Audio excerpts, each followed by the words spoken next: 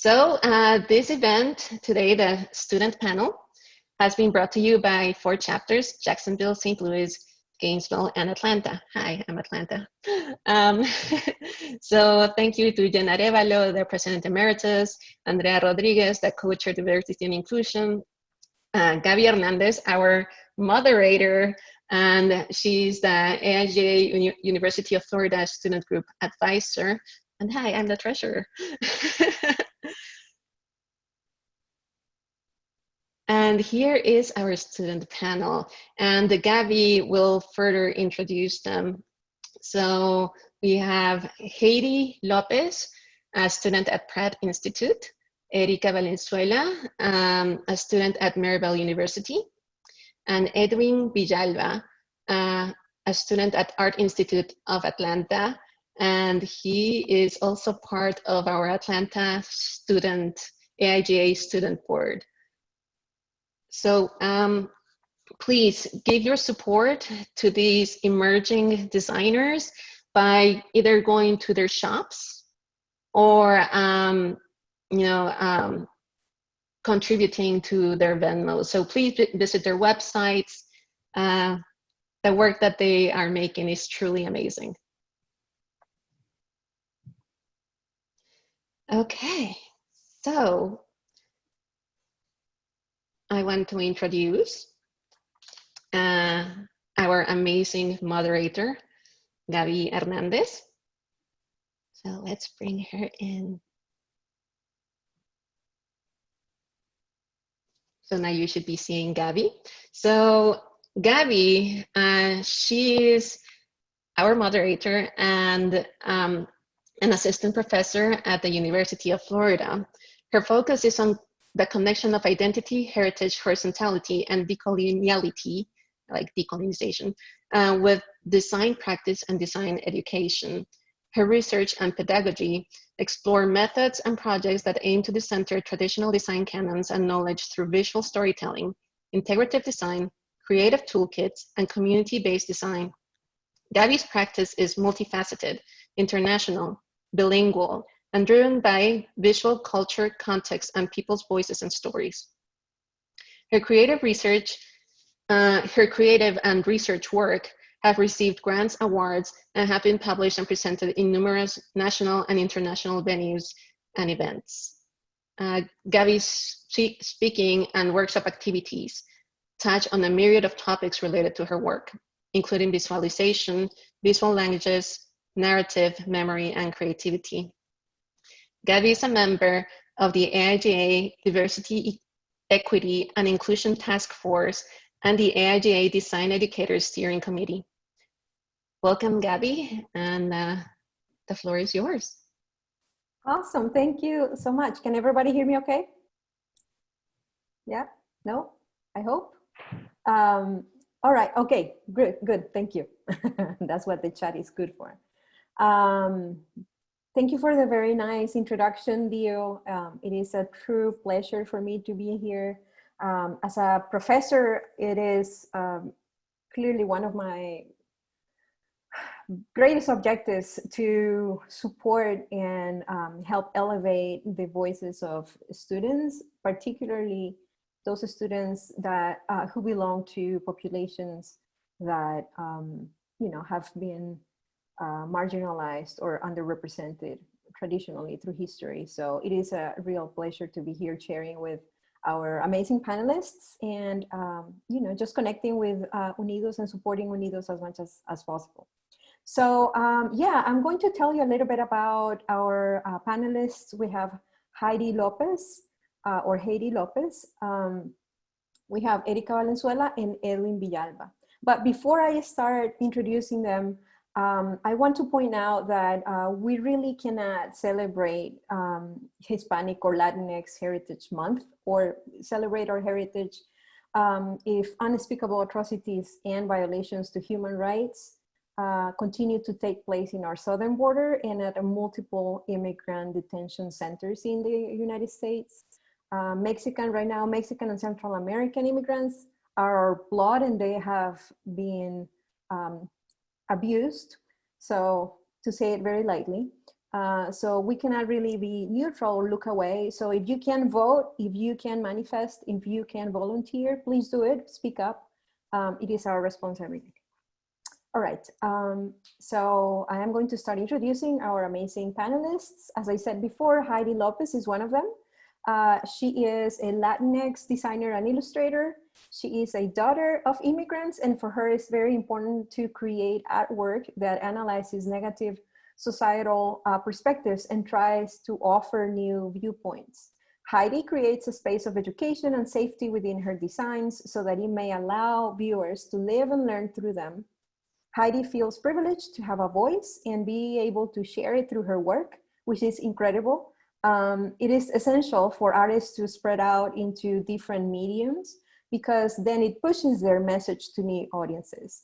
When Heidi is not trying to conquer social injustice through art, she enjoys creating colorful illustrations, creating logos for brands or businesses, and spending time with family. So we really are happy to welcome Heidi. We also have Erika Valenzuela. She is a third-year interactive design student at Maryville University, and she expresses love for animated movies, which inspire her to study and work towards having a career in the animation field. So we can take a look at her work now, Dio. Awesome, yeah. She has an amazing visual language, and her collages are really, really interesting. So thank you, Erika, for joining us today as well. And finally, we have Edwin Vijalba. He is Mexico-born, Texas-raised graphic designer living in Georgia who loves art and design. He enjoys the different ways that creatives can express themselves through art. In 2010, Edwin started his career as a self-taught freelancer, photographer, and graphic designer. As a strong believer in the importance of brand design and brand identity, he enjoys helping businesses and nonprofit organizations build their brand and helping communities through design. And after being away from school for several years, Edwin is now back at finishing his Bachelor's of Art in Fine Arts degree in graphic design at the Art Institute of Atlanta, and he's graduating in December. And he's also the current communications chair for the AIGA Atlanta Student Board. Welcome, Edwin. Great. So, well, today is going to be a lot about identifying not only the things that unite us as Latino, Latinx, Latina peoples, but also what are the things that inspire ourselves, each one of us as individuals, you know, as practitioners. And I have a few questions for the panel. The first one is, what does it mean to be a Latinx designer in the United States today? So I'll just leave it open to any of you who may want to address it, or all of you. I'll start. Heidi? Yeah. Hello, everybody. So being a Latinx designer today, it feels like I finally have a voice in the world. I grew up learning about so many like European artists in school that although I appreciate their contribution to the art world, I was never able to resonate with any of them. So today, being able to become a designer, I can use my own personal experiences and culture to create more artifacts and go deeper into what a Latin individual goes through, whether it's like split identities from not being Latin enough or American enough, or immigration, language barriers, and more. So I can use my platform and skills to make graphics and illustrations to connect to future generations, which is something I would have loved to see when I was growing up. Yeah, I think I'd have to agree, you know, and being able to share your culture even and sharing your experiences, not just in, you know, in the Hispanic community, but also, you know, me as a gay man, being able to express that through my design along with my culture and how I grew up. So you identify some intersectionality amongst things. Yeah. Yeah. Mm-hmm. Great. Thanks for sharing, Edwin. Yeah, I think as a Latinx designer, it makes me want to make my work feel inclusive and insightful to help diminish the misguided information and stereotypes against our culture, and to help build to normalize a diverse community in the art world. Mm-hmm. So I wanted to go back a little bit to Edwin's statement about, how different parts of his identity connect. So could you tell us maybe one example how you address that? Yeah, so like, I guess I'll go back to a little bit of my story. So I feel like growing up in a Hispanic community, we're raised to not really express our sexuality. And I feel like, we grow up like that. And I think a lot of Hispanic families can, say they grew up like that. And I just feel like some of those experiences, like, coming out and not being accepted by my parents at first, they're good now, but, at first they weren't accepting. And so those experiences, I've expressed through my design. I think one of the slides that you showed, like the LGBTQ youth housing, that was one that I was able to bring my experience to. Mm-hmm. All right, thank you. So let me ask you too, all of you three. Do you refer to or express your heritage in your design studies or practice? If you could provide a few examples, that would be great, but it would be nice to hear just in general how you go around that. So I try to put a lot of my experiences in my designs and uplift like voices that many times haven't been listened to, or issues that a lot of people haven't been educated on. So I am recently, for my undergraduate thesis, I did it on the realities of immigration. And really focusing on the misconceptions surrounding the process of immigration and immigrants themselves. And I was able to connect to it because I'm daughter of immigrants. I'm very proud of that. And it'll always be a part of my life. And so why not help educate others who don't really know or understand the process of it, since I have my own experiences with it.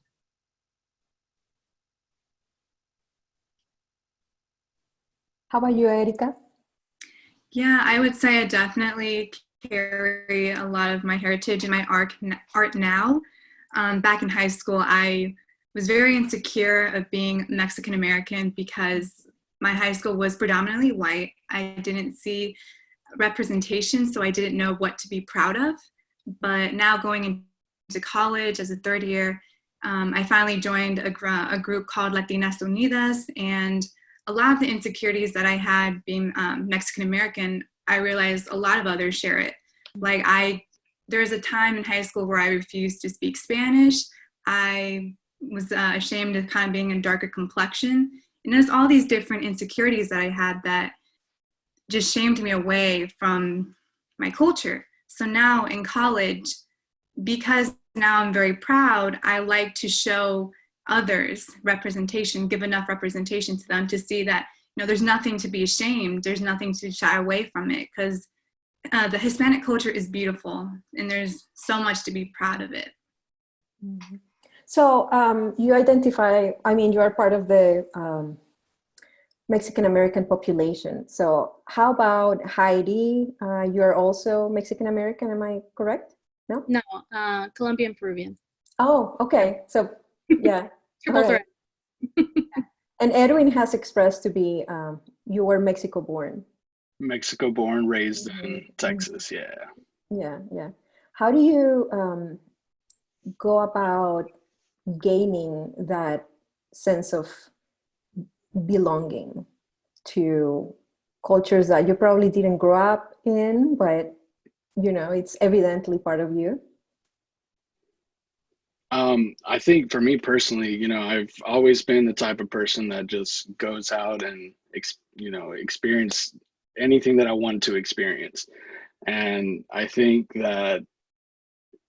culture is a beautiful thing. It's not just Hispanic culture that we should experience, it's every other culture that we should experience as well. And I think, if you want to experience it, go out and do it. Be yourself, be you, and just go out there and explore. Mm-hmm.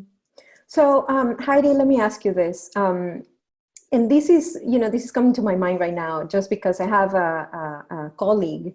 She actually lives in Miami, and her MFA thesis was really interesting. It was about the stereotype of, you know, all Latin or Latin American, Latinx or Latin American peoples to be the same or look the same, or, you know. So, and she was actually Venezuelan. And her thesis was something like, I'm not Mexican, I'm Venezuelan. Mm-hmm. So, you know, considering the, you know, that a lot of the people that, you know, in the United States, a lot of people think that, you know, regardless, Latinx peoples are by default Mexican, right? There is like a stereotype, a very strong stereotype around that. Have you had any experiences in the past where you have had to kind of clarify that? Maybe you were confused as a Mexican or something like that? Oh, yes, many times. It's unfortunate that it's just an assumption all the way around that every Hispanic or every Latin person is Mexican. So yes, I've had to have conversations where it's like, no, I'm Colombian, Peruvian, and then of course there's like different cultures as well, coming from different countries. So it's always everything, you know, all countries and, you know, their cultures are beautiful, but there are great distinctions in between each of them. So I try to be very polite and educational, because a lot of people, like some are, you know, unfortunately ignorant, but others are very like naive, but innocently. So it's good to come from a genuine perspective and helping them really learn, so that next time they don't really make that assumption anymore. Mm-hmm. Yeah. It is a prevalent stereotype, right? That I think us as designers really need to be a big part of teaching others and helping spread around the knowledge about, you know, the differences that, yeah, we belong to a very big sort of culture spectrum of identities, right? But all of us kind of belong to a specific backgrounds and heritages and, cultures. All right. How do you all think that we might integrate our Latin American roots, namely history or stories, cultural heritage, those kinds of elements, into design, education, and practice right now, like currently?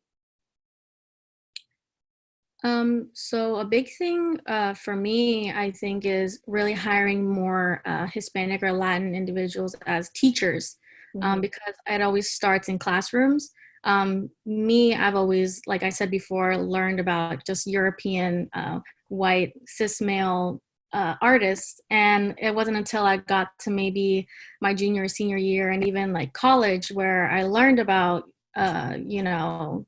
Francisco Goya, Diego Velázquez, and all that stuff. And so it's too late, because I'm already, you know, starting college and being an adult. I wish I had that knowledge before, and really like coming in and bringing in a lot more Latin American history, so that people can, you know, start growing up with this knowledge, and then they can seek more and it'll excite them more growing up.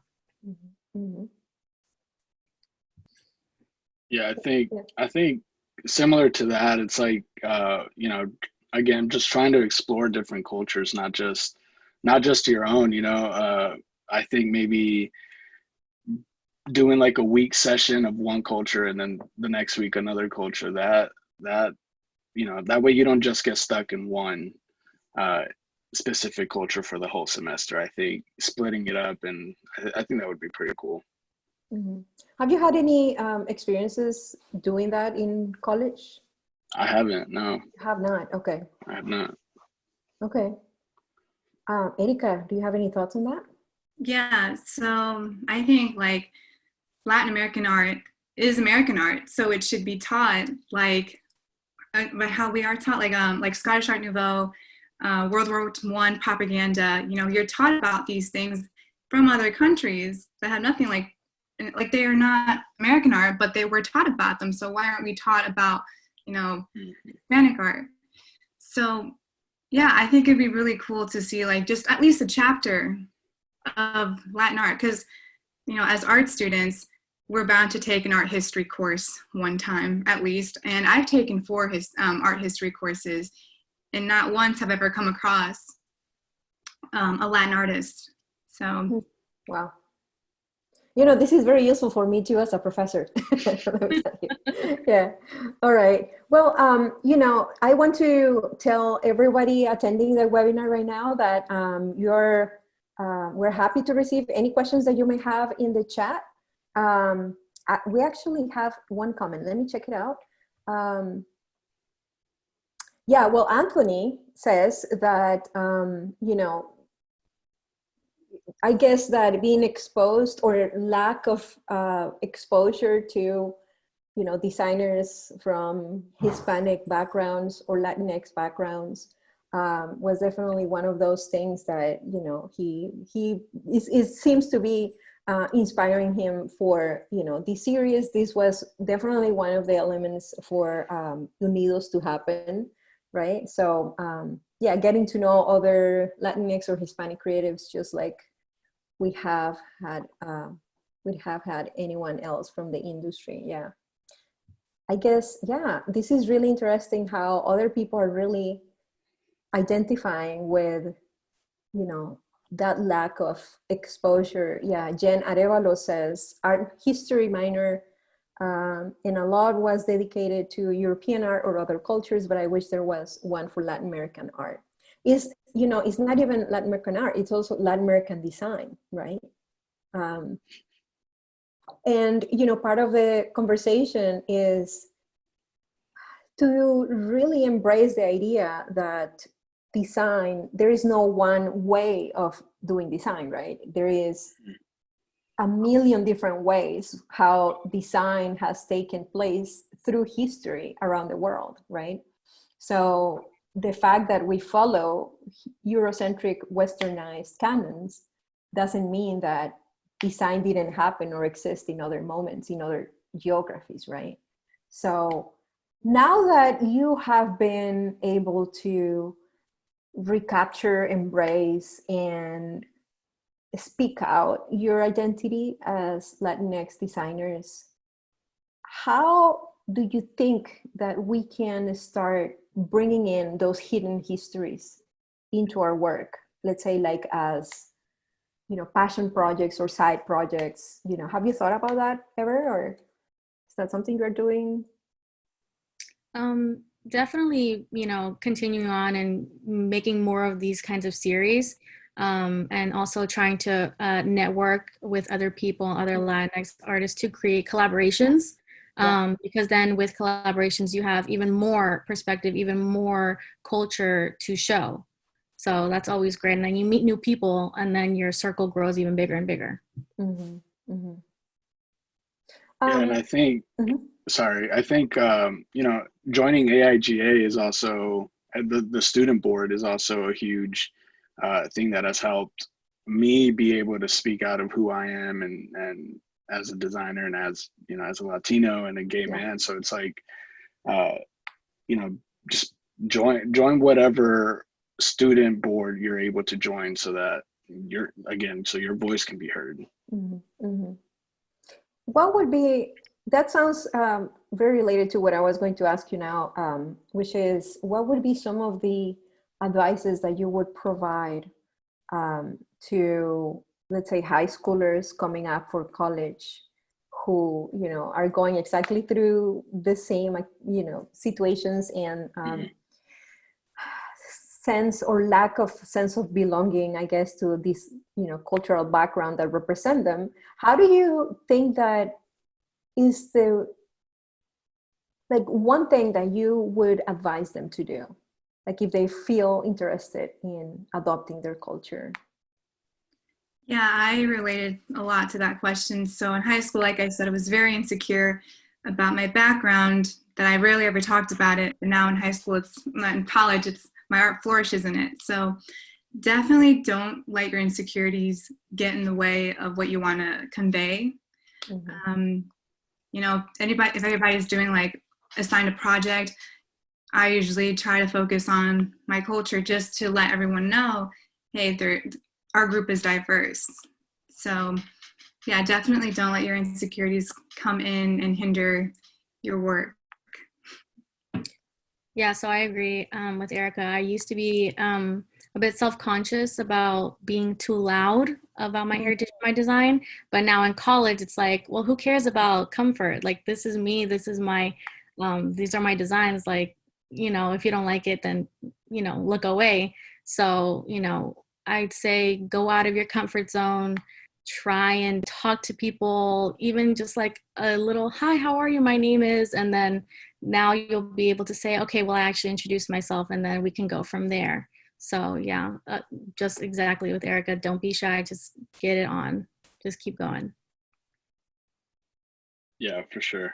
I mean, even now, I feel like I can be a little insecure about doing projects I have to do with the LGBT community or my experiences growing up. And I mean, you just put it out there. Don't be scared. Just go for it. You'll be surprised how much acceptance you get from sharing your experiences and your story. Right. Yeah, we have a question in the chat, and everyone, please keep them coming. We really want to hear from all the attendees. If you have any questions for these amazing designers who are joining us today. So we have one that says, do you ever feel self-conscious about your art and it being accepted in your culture? Oh yeah. Yeah. All the time. Like, again, a lot of the Hispanic families we don't grow up with the idea of, your son's gay or your daughter's lesbian or whatever, it's like, it's not necessarily forbidden. It's just that's just not how we grew up. And, again, just being able to design and create artwork or any type of work that has to do with that is, and it being accepted is pretty awesome. I think, especially with my AIGA student board, they've been super accepting. I love those people. That's wonderful, right? It's like a second family in a way. Yeah. Yeah. We have another question. It says from James, do you think the current state of the socio-political climate has affected the work that you produce? Definitely.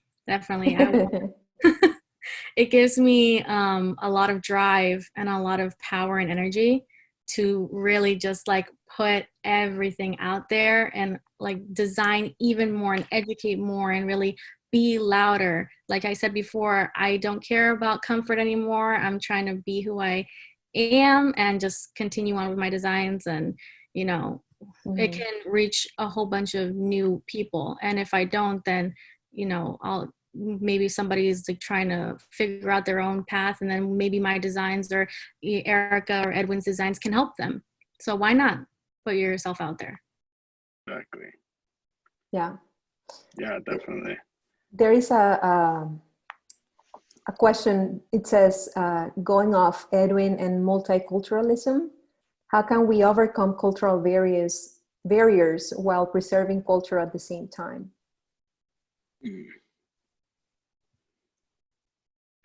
Yeah, that's a good question. I think, I think for me personally, I think, not even thinking about whether you have to accept somebody for their culture, for who they are. Like, I think just letting go of that it's easier said than done, but just be accepting, man. Just accept people for who they are, where they come from, accept their culture, embrace everybody. And I think that's just something that I grew up learning, and something that I grew up, with the idea in my head of just being accepting of everybody, no matter where their background, where they come from. And I don't think it's something that needs to be taught. I think it's something that just should happen naturally, but of course it sometimes doesn't. Yeah. Unfortunately. I want to ask this one to Erika. How do you explain to your parents what you're studying? Do they get it? I get this question a lot by my mother. She'll ask me like probably once a month, what are you studying again? And I'm actually an interactive design major at Maryville University. Yeah. So it's kind of hard to explain to her, like, oh, I'm doing UX UI coding. I'm also going into like the animation field. Yeah. So I tell her, just think about it as, you know, you like Facebook, you like scrolling through that. Well, I want to help code those kind of websites. Or you like animated movies like Pixar. I also want to work into that. So yeah, that's how I explain. I give her examples to let her understand what I'm doing. Right. Any other thoughts from you, Heidi or Edwin? Yeah, I get asked a lot sometimes from my mom. Even my sisters though, like, what's your major again? But yeah, I always give them visuals, or I mean, anytime I finish a project or I'm just starting a project for a class, I'd always be like, hey, look at this. So I always try to involve them, and they've always been very supportive of me. So yeah. Yeah, same. I think visuals get their attention more than anything. Yeah, I usually have to do that with my parents as well. And my mom will always say like, "Oh, you're the next Frida," and I'm just like, "Yay, thanks." Best support system you can always get. Right. Yeah. We have a couple more questions here. Let me see. What are you most proud about in your art journey up to this point?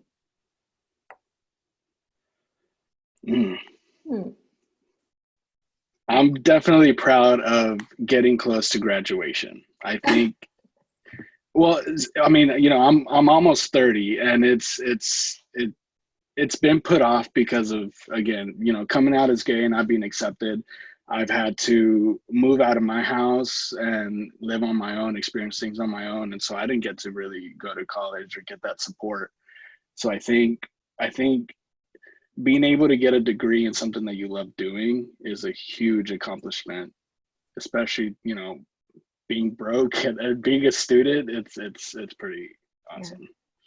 Well, congratulations to you. Yeah, it sounds like a really, really big thing. Yeah. It is. Yeah. Yeah. Let's see, we have maybe one or two more questions around here. What is your dream project? That's a good one. Dream project. I think one of my dream projects is to like one day help animate a movie like at Pixar. I think it'd be really cool to just one day be at a movie theater and see your credit, like your name rolling in the credits. That'd be like the dream. But yeah. How about you, Heidi? I think for me, since most of my stuff is very like socially conscious, helping to create like a brand for like political individuals or candidates like AOC. I would love to make brands. I would love to make posters, graphic artifacts for her, kick back with her. Like, oh my God, I would love that. I think from then on, I would You should email her. I should.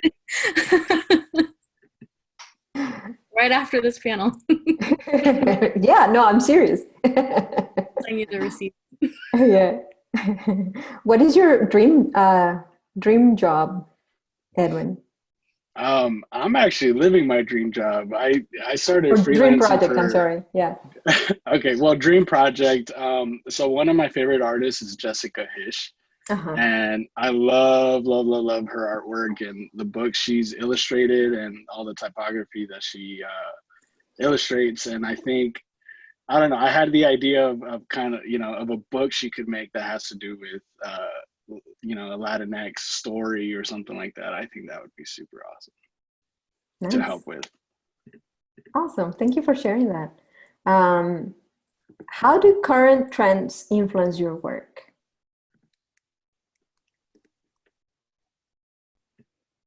Ooh. Well, for me, I just finished a zine about the protests that are happening in sports. So, and I based it a lot of this article that I read about the protest on Game 5 for the NBA Finals. In response to a lot of police brutality and then the shooting of a lot of Black people.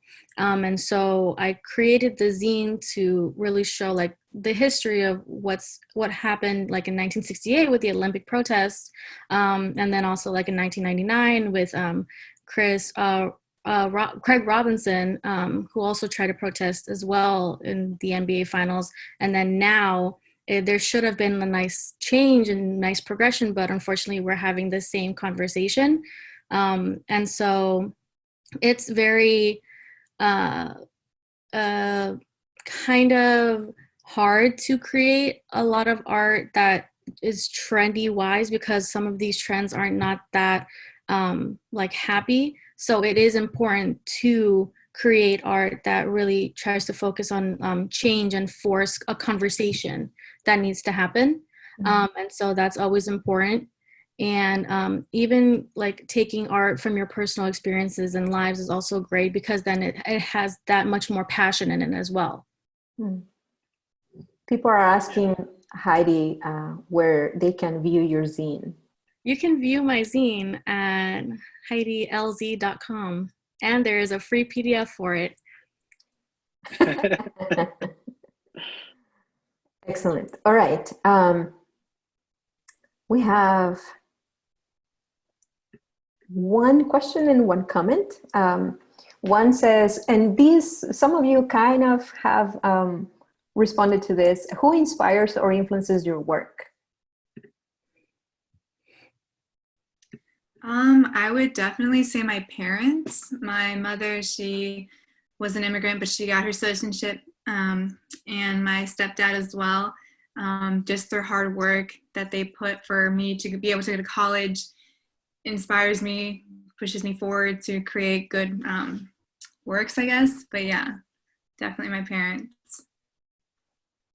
Yeah, I think for me, definitely my favorite artist, Jessica Hitch, is one of the top, obviously. But teachers influence me. I know one of my biggest supporters and teachers who has influenced me the most is Sue Youngblood. She's probably on here, but she was by far one of my best teachers I've ever had. And then also my parents, you know, like, again, just growing up with some hardworking parents who work day and night to support you and your siblings. It's eye-opening, and those experiences have always come out, you know, in my work, and it's definitely a game changer when it comes to bringing all your stuff out. Yeah, great. Thank you for sharing that. Someone is asking, tell me about a time when you got constructive criticism from your seniors, I suppose senior designers, and how did you handle it? I take creative criticism very well. You can hate it, you can love it, but I definitely take it in. And it's very important. It's very important. It's very important. You know, I've definitely seen students who, you know, get super upset about it, and that's okay. I mean, they're passionate about it, but I definitely think that taking creative criticism is a huge thing that will change your work tremendously in a good way. Yeah, I think that being able to handle criticism is very important. Honestly, a lot of the work I do, I will ask like fellow students, hey, what do you think? Can you critique it and give me some pointers to let me know what I can improve? Because there might be things I didn't even notice. So I love criticism. Yeah. How do you handle it, Heidi? Yeah, I agree. Like taking everything with a grain of salt. I'm guilty. I'm not gonna lie.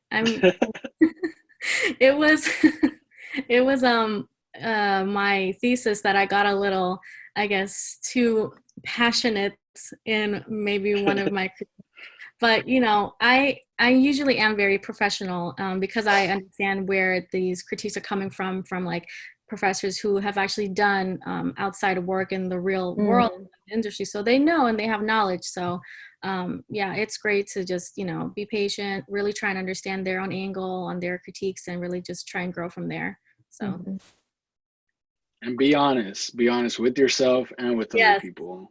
Exactly. Because I've definitely had projects where I'm like, this really sucks. I have to change it. Start from scratch again. Not fearing to fail, huh? Yeah, exactly. Yeah. Anthony comments, Edwin, I think you're incredibly brave. It has to be difficult to be out in a culture that places so much emphasis on machismo. Absolutely, 100% agree. What advice would you give to others who find themselves in your situation and pushing back against that? You know, I think you just be yourself, man. It's really hard to do sometimes, and I think especially in the Hispanic community, because like you said, you know, everybody who's trying to be a macho man or whatever, it's the masculinity is just, it's not, it shouldn't be there, but it is. And find yourself friends that support you, find yourself friends that will support you no matter what. I know I've had to find friends that support me through any situation that I've been in, whether it's coming out or, you know, even just mental health and you know, your well-being, and know that as much as family is there, you ultimately choose your family, and people who are toxic to you, just let them go. Let them, you know, you be yourself, be happy, and be surrounded by people who motivate you and support you. And I think that's definitely something that's gotten me through a lot of things. Thank you so much for sharing. Yeah. It seems like we only have time for one more question. So this one comes from Natasha Boyo from Houston. If you could influence the education system with one change, like Thanos snapping fingers, what improvement would you implement? Oh, definitely hiring more educators that are Hispanic, Latin, even people of color. We need some diversity. I wish I would have had a professor. It's unfortunate to say, but right now I'm in my first year on my master's degree, and I had my first Black professor out of my entire college career, which is kind of, you know, disappointing because all I had was white people, which are great. I love my past professors, and maybe they're watching, so love you. But I would have loved to see a Hispanic professor, because then I would have been able to see myself. And a lot of other people younger than me would be like, give them hope and give them some energy to be like, oh, well, if they can do it, then I can do that, and I can be a professor. So, like, what can't I do? Awesome. I think definitely starting to teach the Latin American art the same way as we teach American art, because it is American art, and to have more representation in textbooks. I've yet to come across a Hispanic or Latinx artist in one of those. Wow, that is very strong to hear. And someone is asking something for me, actually, and I'll try to be super brief. I promise, Dio, I will be very brief. It says, how would you go about encouraging more educators of diverse or Latinx backgrounds? You know, this is all about access to resources, access to education, access to funding. And it is really difficult to be exposed to the knowledge and the education that academia requires. Academia is still a very elitist space, right? So when we are able to offer minorities, students of color, students from marginalized backgrounds, the same access to resources and education as anybody else, then we're going to be able to see more of us in academia, right? But meanwhile, exactly the same thing is happening with, you know, African American and Black academics. It's exactly the same thing, right? And many others, like peoples from indigenous communities or, you know, indigenous reservations. It happens across the board. So yeah, this is a very important issue to think about, and it all comes down to access. So yeah. All right, it seems like we're done. Are we, Dio? Yes, yes. Thank you. That was wonderful. Thank you, all of you, for being so open and so inspirational. Thank you, Gaby, for being an amazing moderator. I really enjoyed tonight. For me, this is a great way to spend my Saturday night, by the way. So thank you again, everyone. Let me say something that I forgot. Yes. Please, everyone, check out the chat because there is information about a book recommendation by Natasha. It's called, where is the book? It was about Latin American designers. Art history. Oh, Latin American graphic design. That's the book. So, and yeah, check it out. Yes, thank you. Okay, let me switch over again. Thank you, everyone. Thank you, Gaby, Erika, Edwin, Heidi. You have all been wonderful.